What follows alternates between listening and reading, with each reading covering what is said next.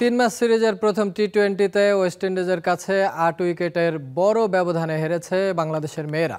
Saint কিটসের Warner পার্কে আগে bat করতে নেমে দলীয় ৪৩ রানের মধ্যে দুই ওপেনার দিলারা ও সোভানাকে হারায় বাংলাদেশ দল। তবে এরপর শারমিন আক্তারকে নিয়ে পরিস্থিতি সামাল দেন অধিনায়ক নিগার সুলতানা জ্যোতি। শারমিন ৩৭ রান করে ফিরলেও ৪০ বলে ৫৩ রানে অপরাজিত থাকেন অধিনায়ক। তাতে ৩ উইকেটে ১৪৪ রানের পুঁজি পায় সফরকারীরা। জবাবে শুরু থেকেই মারকুটে ছিল ক্যারিবীয় মেয়েরা। ৬৩ রানের উদ্বোধনী জুটির পর দ্রুত ২ উইকেট হারায় তারা। তবে ডিনরা ডটিনকে নিয়ে হার না মানা ৭২ রানের জুটিতে দলকে জিতিয়েই মাঠ ছাড়েন অধিনায়ক হেইলি ম্যাথুস। হেইলি ৬০ আর ডটিন ৫১ রানে অপরাজিত থাকেন।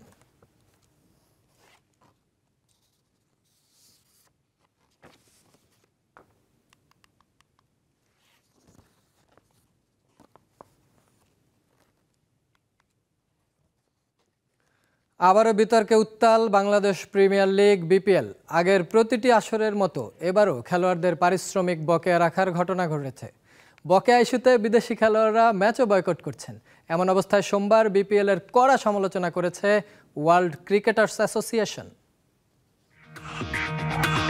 এসো দেশ বদলাই, পৃথিবী বদলাই, এই ছন্দের সাথে কতটা তাল মেলাতে পেরেছে বিপিএল এর একাদশ আসর। শুরুটা হয়েছে 7 ফ্র্যাঞ্চাইজির একটি দুর্বার রাজশাহীর খেলোয়াড়দের পারিশ্রমিক বকেয়া রাখা নিয়ে।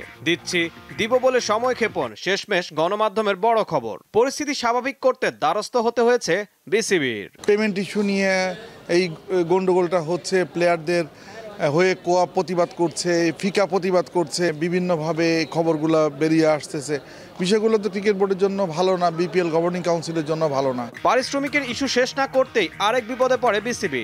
টুর্নামেন্টে 26টি ম্যাচে ফিক্সিং এর খবর, যেখানে সম্পৃক্ততা পাওয়া গেছে 40-এর বেশি স্থানীয় ও বিদেশি ক্রিকেটারের, যা হার মানায় আলিবাবা 40 চোরের গল্পকে। কিন্তু নির্বাক বিসিবি আইনি নোটিশ পাঠানোর ঘোষণা দিয়ে যেন ক্ষান্ত। 10-11 কোটি টাকার একটা ব্যাপার। এই জায়গাটা এখন যদি আপনার তাদের যে আপনার মূলধনই সেটা না থাকে, তাহলে তারা কি করে চালাবে?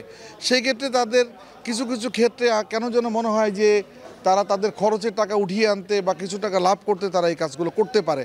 যে কোনো ফ্র্যাঞ্চাইজি টুর্নামেন্টের ক্লিননেস নিয়ে প্রশ্ন থাকে, কিন্তু এবার বিপিএল যেন উন্মুক্ত দুয়ার, মানে সব কিছু যেন মানে এত পাহারা দেওয়া বা এটাকে খুব ক্লিন রাখার যে প্রক্রিয়াগুলো, সেসবগুলোর মানে সব কিছুতে ফাটল। প্রতিবার আলো ঝলমলে সৌন্দর্য নিয়ে আসে বিপিএল, কিন্তু শেষটা হয় কলঙ্ক মাথায় নিয়ে।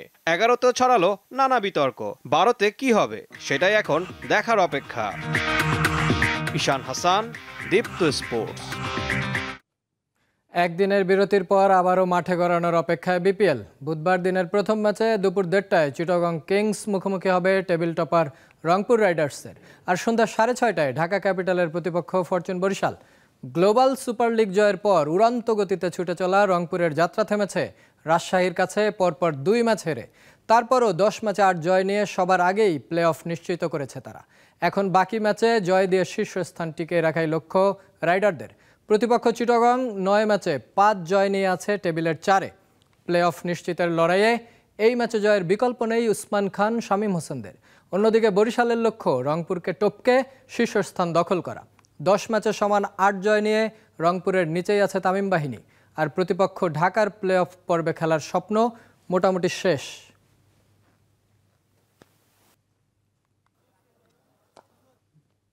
আইসিসির বর্ষসেরা নারী ক্রিকেটারের খেতাব পেলেন নিউজিল্যান্ডের মেলি কের। 2024 সালে তিনি বল হাতে নিয়েছেন 43 উইকেট আর রান করেছেন 651। এছাড়া টেস্ট ক্রিকেটে 2024 সালে মাত্র 14.92 গড়ে 71 উইকেট নিয়ে বর্ষসেরা টেস্ট খেলোয়াড়ের খেতাব পান ভারতের জশপ্রীত বুমরা। ওয়ানডের বর্ষসেরা হয়েছেন আফগানিস্তানের অলরাউন্ডার আজমতুল্লাহ ওমরজাই। 24 বছর বয়সী এই অলরাউন্ডার 14 ওয়ানডে খেলে 52.12 গড়ে করেছেন 417 রান, 20.47 গড়ে নিয়েছেন 17 উইকেট। এছাড়া ওয়ানডেতে মেয়েদের বর্ষসেরা হয়েছেন স্মৃতি মান্দানা। ভারতের এই ওপেনার গত বছর 13 ওয়ানডে খেলে করেছেন 747 রান।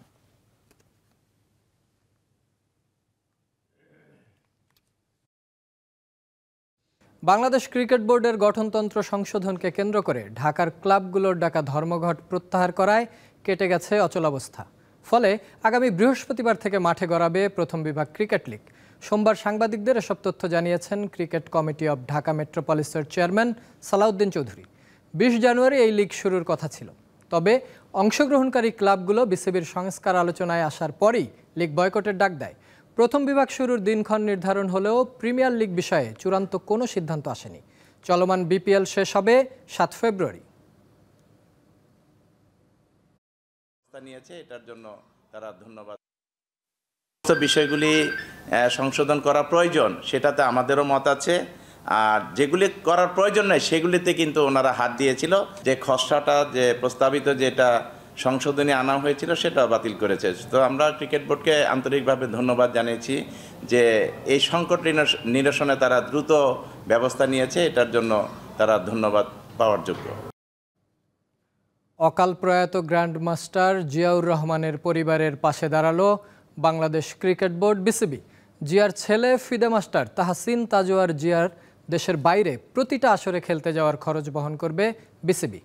পেট্রোভাক মন্টিনিগ্রোতে বিশ্ব জুনিয়র অনূর্ধ্ব 20 দাবা চ্যাম্পিয়নশিপ, শ্রীলঙ্কায় এশিয়ান জোনাল দাবা চ্যাম্পিয়নশিপ 2025 এবং হাঙ্গেরিতে গ্র্যান্ড মাস্টার্স ও আন্তর্জাতিক মাস্টার্স ইভেন্টে অংশ নেওয়ার জন্য তাহসিনের সমস্ত খরচ বহনের ঘোষণা দিয়েছেন বিসিবি সভাপতি ফারুক আহমেদ।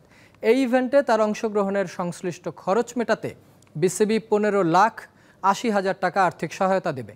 19 বছর বয়সী তাহসিন বর্তমানে 2323 রেটিং নিয়ে ফিদে মাস্টার আছেন এবং আন্তর্জাতিক মাস্টার খেতাব অর্জনের জন্য একটি চ্যালেঞ্জ মাউন্ট করতে যাচ্ছেন।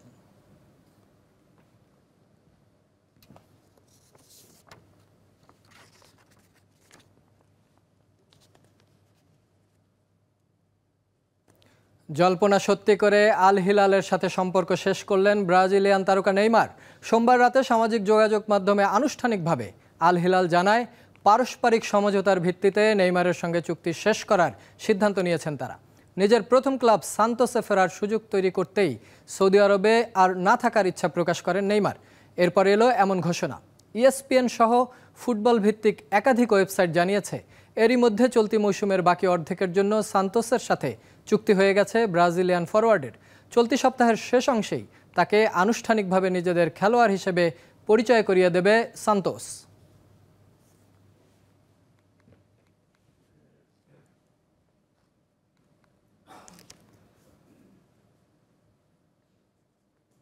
এই ছিল আজকের ইসলামী ব্যাংক দীপ্ত স্পোর্টস। দেশ বিদেশের খেলাধুলার নানা রকম খবর পেতে দীপ্ত স্পোর্টসের সাথেই থাকুন আর চোখ রাখুন দীপ্ত টিভির ডিজিটাল প্ল্যাটফর্মগুলোতে।